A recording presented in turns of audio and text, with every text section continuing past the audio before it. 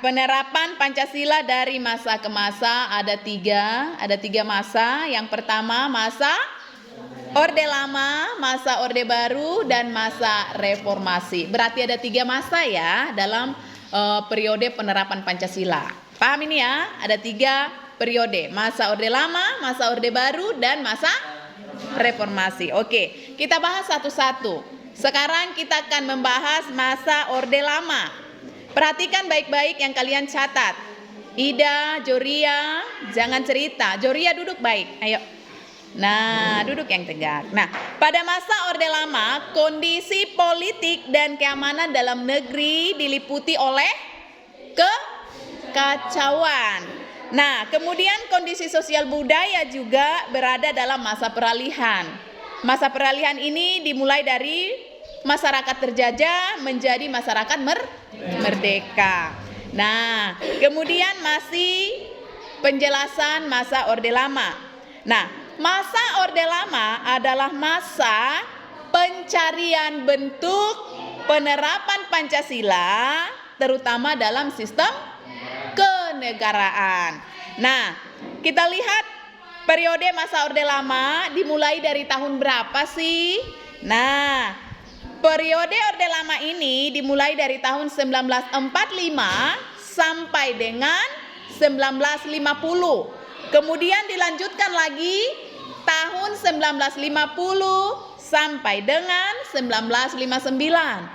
Dilanjutkan lagi pada tahun 1959 sampai dengan 1966. Nah, pada tahun-tahun ini masih dalam periode Orde Lama. Paham? Nah, kita lihat dari tahun ke tahun, misalnya dari tahun 1945 sampai tahun 1950, apa sih yang terjadi pada periode Orde Lama ini? Nah, kita lihat. Coba kalian lihat yang kalian catat.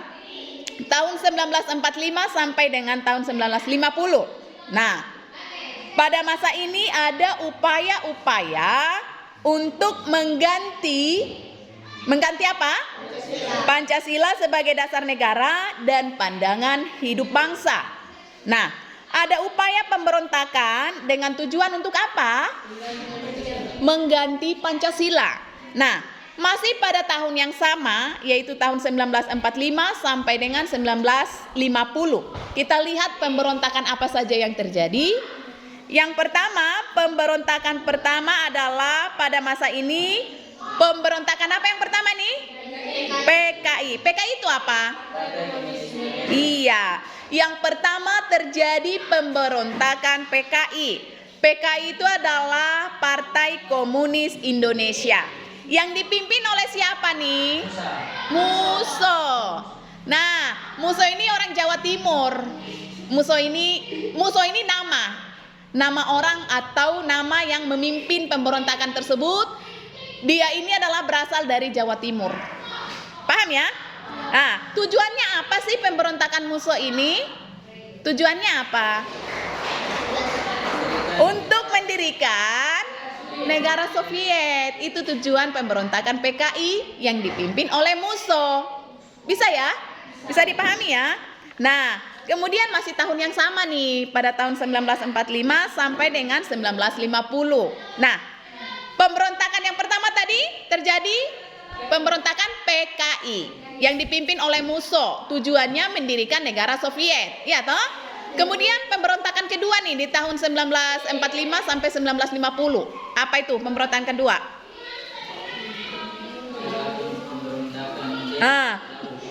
Iya, pada pemberontakan kedua ini terjadi pemberontakan Darus Islam Tentara Islam Indonesia. Tujuan pemberontakan ini apa sih? Tujuannya apa?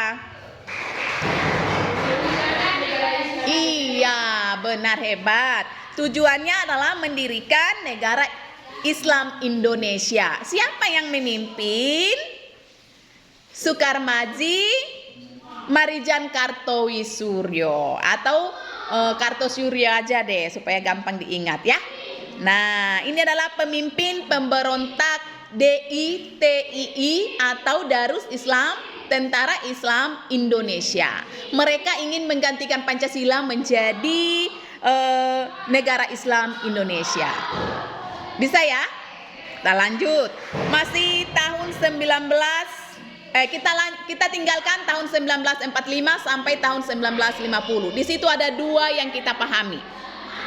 Tahun 1945 sampai dengan 1950 ada dua yang kita pahami pada tahun ini, atau ada dua pemberontakan yang terjadi pada tahun itu.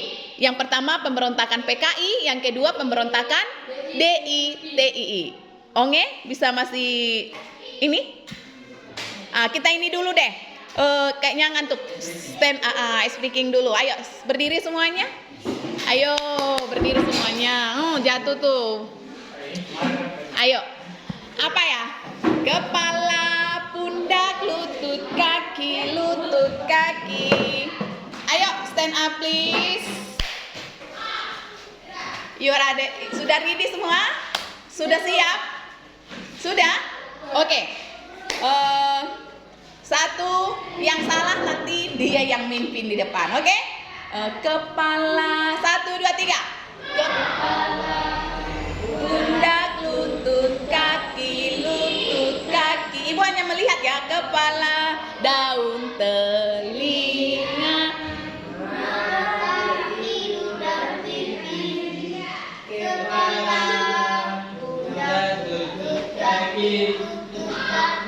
oke, tepuk tangan dulu buat kita semuanya. Dari Sabang sampai Merauke. Bisa ya? 1, 2, 3. Dari Sabang sampai Merauke, berjalan pulau-pulau, sambung menyambung menjadi satu. Itulah Indonesia, tanah airku. Aku berjanji padamu, menjunjung tanah airku, Indonesia. Masih ngantuk? Sudah tidak? Sit down please, thank you so much. Kita lanjut ya. Kalau tadi tahun 1945 sampai 1950 ada dua pemberontakan yang terjadi. Coba siapa yang bisa sebutkan sebelum kita lanjut ke tahun selanjutnya? Siapa yang bisa sebutkan? Ya, pemberontakan PKI dan pemberontakan DITII. Paham ini? Ya, semua mereka ingin mendirikan negara sendiri atau negara Soviet. Kemudian pada tahun 1945 sampai 1950 ini juga terjadi pemberontakan PKI yang dipimpin oleh Musso. Ya toh, ingin mendirikan negara Soviet kemudian tahun pemberontakan yang kedua DITII yang dipimpin oleh Kartosuryo. Tujuannya untuk mendirikan negara Soviet. Paham ya? Iya, benar, maaf. Tujuan dari Kartosuryo ini adalah mendirikan negara Islam. Terima kasih ya Roger, sudah ingatkan Ibu. Oke, kita tinggalkan tahun itu. Tahun yang tadi tahun 1945 sampai tahun 1950. Kita tinggalkan dulu. Kita berlanjut ke tahun 1950 sampai dengan 1959. Oke, kita lihat apa sih yang terjadi di tahun ini. Nah, coba lihat kalian punya catatan.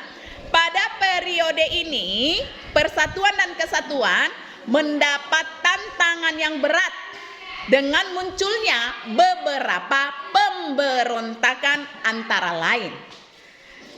Coba, pemberontakan yang pertama nih di tahun 1950 sampai 1959. Republik Maluku Selatan atau RMS, Pemerintah Revolusioner Republik Indonesia atau PRRI, dan Perjuangan Rakyat Semesta atau Permesta yang mereka ingin apa? Ketiga pemberontakan ini tujuannya apa?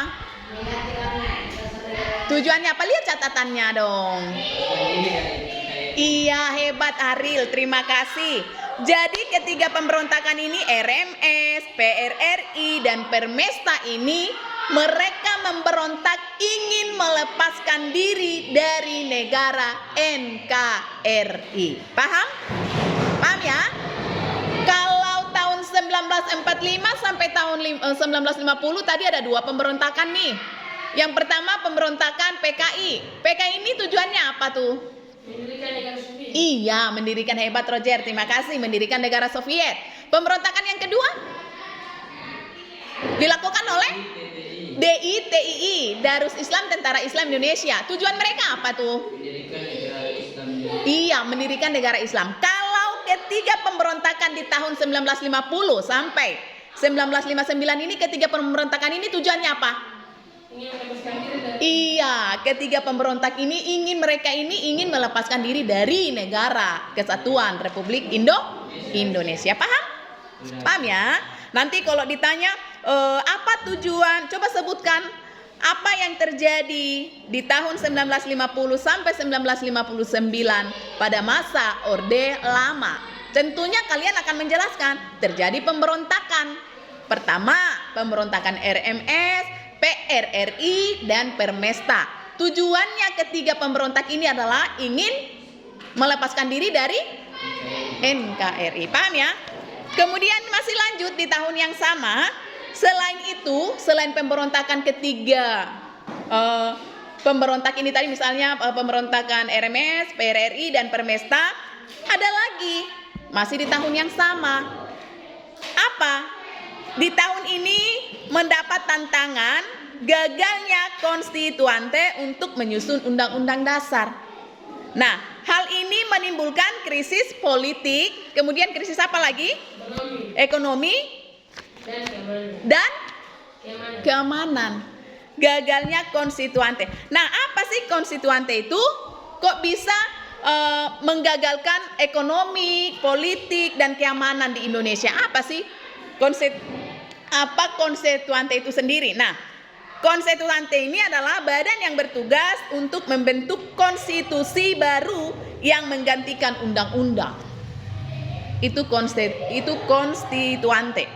Dia ini adalah bentuk badan yang bertugas untuk membentuk konstitusi baru yang menggantikan undang-undang. Nah, itu ya. Jadi pada masih tahun yang sama, coba duduk baik-baik. Itu dua, siapa ibu tahu kamu ngantuk itu? Jangan ya, jangan ngantuk. Harus gini. Harus kalian ingin tahu hari ini saya datang ke sekolah apa yang harus saya bawa. Cerita ini mungkin kalian tidak terlalu membutuhkan karena bukan masanya kalian. Tetapi sebagai pelajar kita wajib memahami silsilah atau sejarah di masa yang dimana kita belum ada. Ingin tahu gitu. Iya toh? Jangan kita nggak ingin tahu begitu. Karena itu semua adalah bentuk daripada pengetahuan secara luas. Karena kita tidak lahir di tahun itu, kita nggak mau tahu. Tidak boleh ya. Nah, harus semangat. Masih lanjut ke tahun 1950 sampai 1959. Memang ibu tahu cuaca juga cukup mendukung untuk kita bermalas-malasan gitu ya. Karena agak sedikit angin sepoi-sepoi, tapi tetap kita semangat. Tadi sudah ice breaking, ibu harap kalian kembali fokus. Nah, akhirnya pemerintah mengeluarkan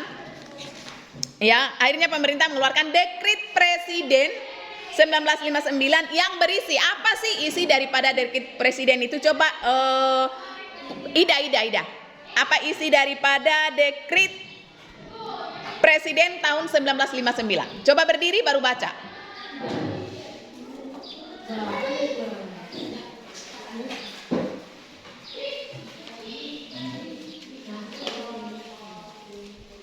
Ayo.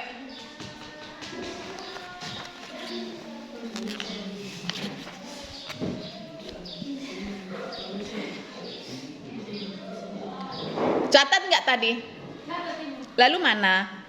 Coba baca apa isi daripada dekret presiden 1959. Isinya apa?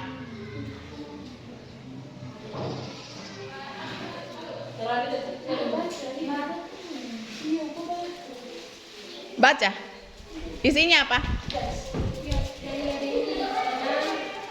Kok periode ini kenal?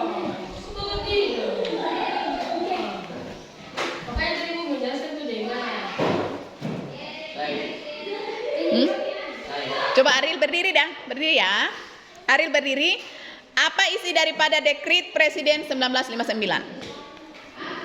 Membuatkan konstitusi Undang-Undang sementara tahun 1950 tidak berlaku lagi pada Undang-Undang Dasar Negara 1945. Oke, ada tiga. Terima kasih Ariel. Ada tiga isi daripada Dekrit Presiden 1959. Yang pertama, bubarkan konstituante. Kemudian, Undang-Undang sementara tahun 1950 tidak berlaku lagi.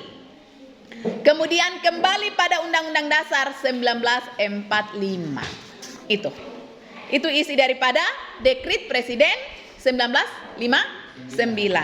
Lanjut masih tahun yang sama, tahun 59 sampai 66. Periode ini dikenal sebagai periode demokrasi terpimpin.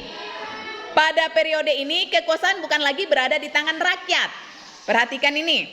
Pada periode ini kekuasaan bukan lagi di tangan rakyat, namun berada di tangan presiden.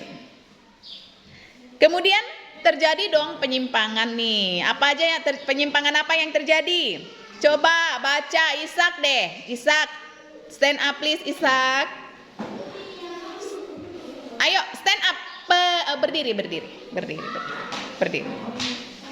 Stand up Ishak. Yuk. Berdiri. Iya, baru baca. Penyimpangan apa yang terjadi di periode demokrasi terpimpin Ishak? Yuk dibaca dulu.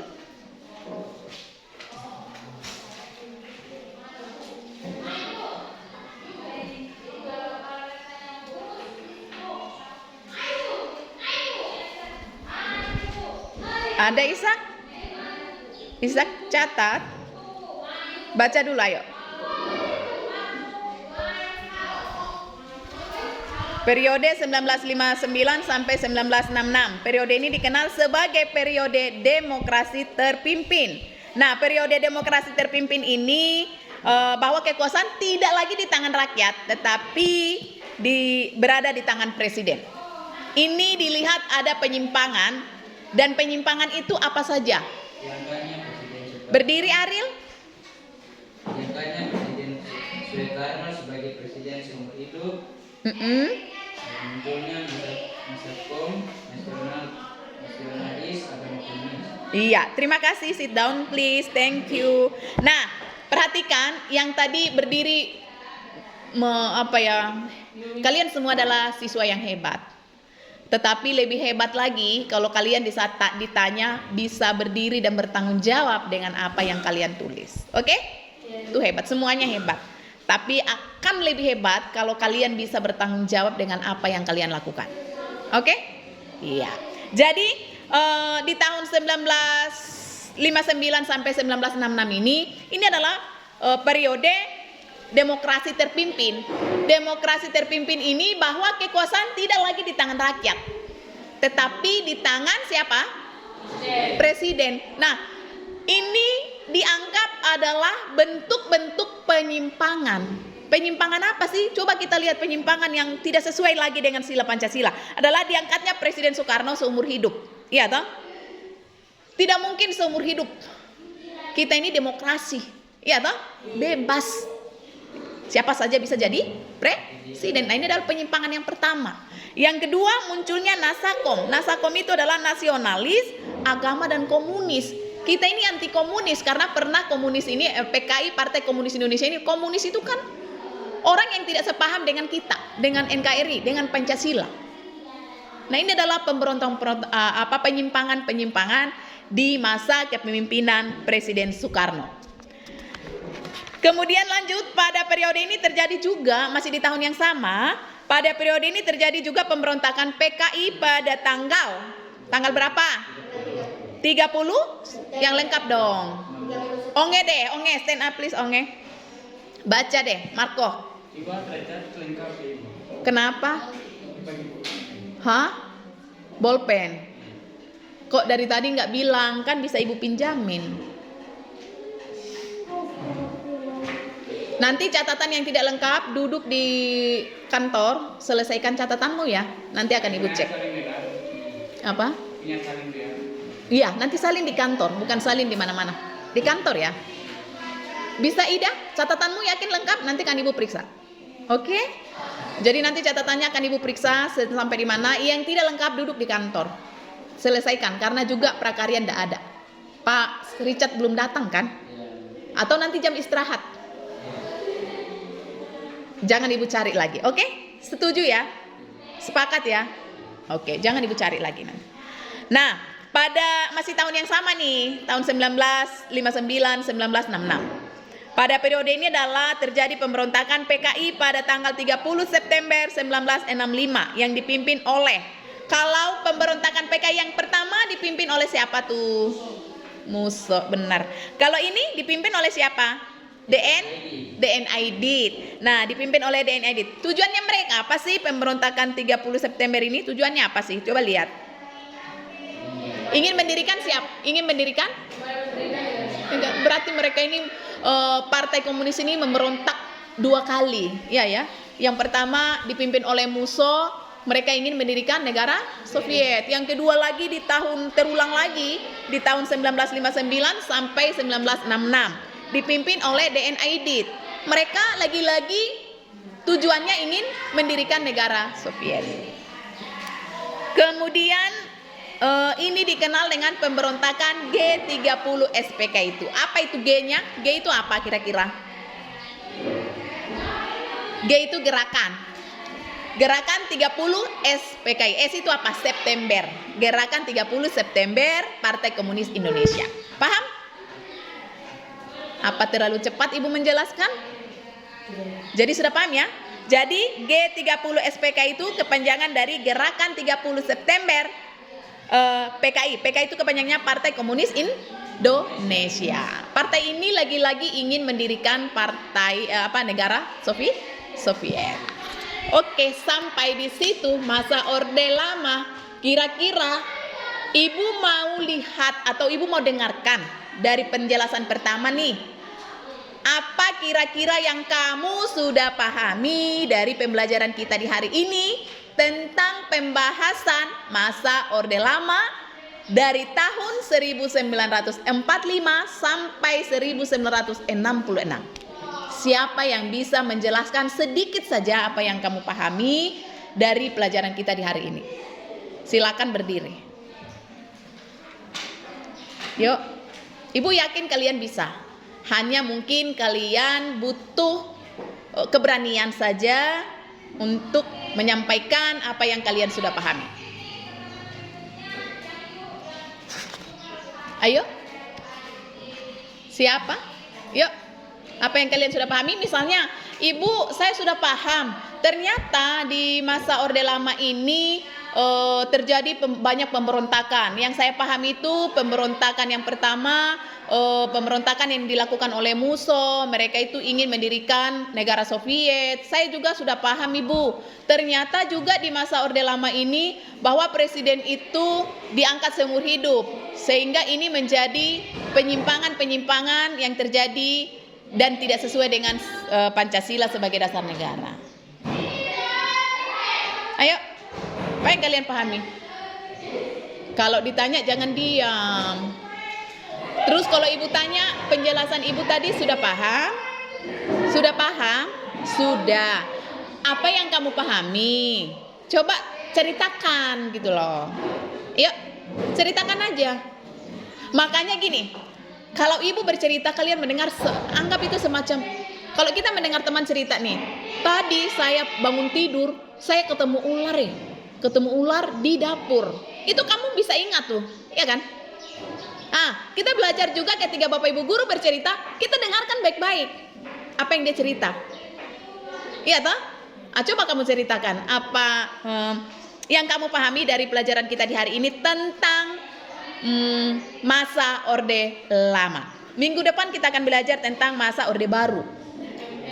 RMS itu apa?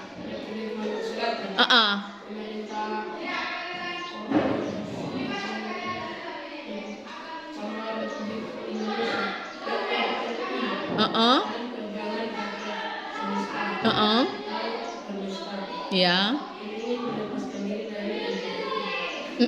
Jadi ada 3 pemberontakan yang terjadi di 1950 ya. 1950 sampai 1959. Gitu ya. Ada 3 pemberontakan nih terjadi. Pemberontakan RMS, pemberontakan PRRI, kemudian pemberontakan Permesta. Ketiga pemberontak ini ingin melepaskan diri dari negara Kesatuan Republik Indonesia. Kemudian ada juga pemberontakan selain itu, apalagi pemberontakan yang dilakukan oleh MUSO, PKI, Partai Komunis Indonesia. Nah, MUSO ini tujuannya apa? Pemberontakan dari MUSO ini tujuannya apa?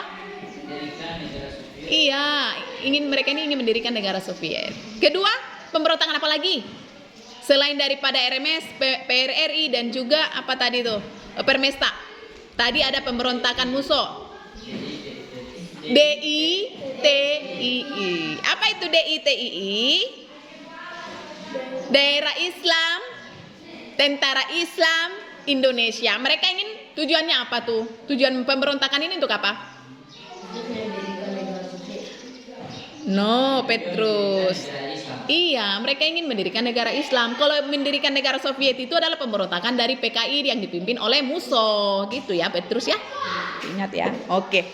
Sekian pelajaran kita. Minggu depan kita akan lanjut dengan materi masa Orde Baru. Apa sih yang terjadi pada masa Orde Baru ini? Kalau tadi Orde Lama kita sudah paham ya. Orde Lama ini ada 3 periode. Tahun 1945 sampai 50, 50 sampai dengan 59, 59 sampai dengan 66. Ada 3 periode pemberontakan yang terjadi. Itu di masa Orde Lama. Kalau di masa Orde Baru apa sih? Ada apa sih, perubahan apa yang terjadi? Apakah masih ke bawah-bawah masa Orde Lama? Nanti minggu depan ya. Oke. Ya, terima kasih. Kita sudah belajar. Iya, nanti catatan tetap dikumpul ya. Nah, Ibu minta catatannya juga nanti dikumpul. Jangan dipaksa untuk kita harus selesai padahal dari tadi sudah ada waktu tuh mencatat. Ya. Ya, demikian. Terima kasih dan selamat siang.